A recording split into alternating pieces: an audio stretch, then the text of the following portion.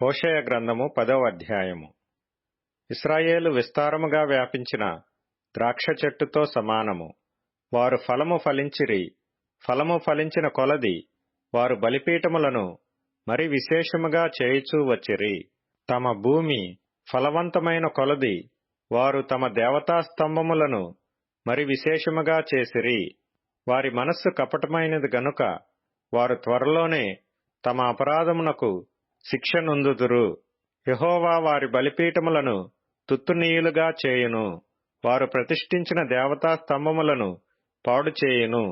రాజు మనకు లేడు, మనము యెహోవాకు భయపడము, రాజు మనకేమి చేయును అని వారిప్పుడు చెప్పుదురు. అబద్ధ ప్రమాణములు చేయుదురు, సందులు చేయుదురు, వట్టి మాటలు పలుకుదురు. అందువలన భూమి చాళ్లలో విషపుకూర మొలుచున్నట్లు దేశములో వారి తీర్పులు బయలుదేరుచున్నవి. బేతావెనులోనున్న దూడ విషయమై షోమ్రోను నివాసులు భయపడుదురు. దాని ప్రభావము పోయెనని ప్రజలను సంతోషించుచుండిన దాని అర్చకులను దుఃఖింతురు.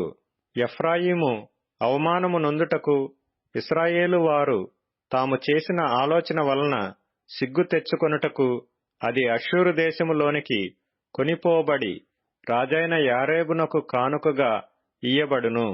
షోమ్రోను నాశనమగును.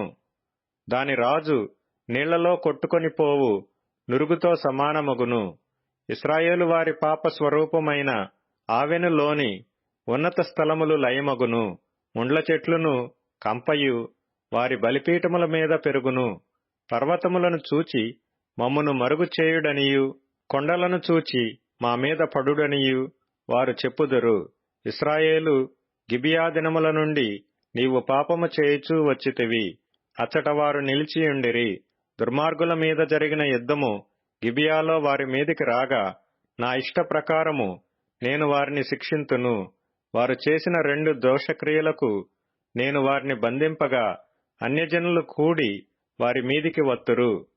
ఎఫ్రాయిము మార్పునందు అభ్యాసము గలదై కంకులను త్రొక్కగోరు పెయ్యవలే ఉన్నది. అయితే దాని నున్నని మెడకు నేను కాడి కట్టుదును. ఎఫ్రాయిము చేత దున్నించుటకు నేనొకని నియమింతును.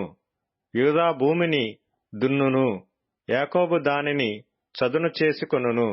నీతి ఫలించునట్లు మీరు విత్తనము వేయుడి, ప్రేమయను కోత మీరు కోయుడి.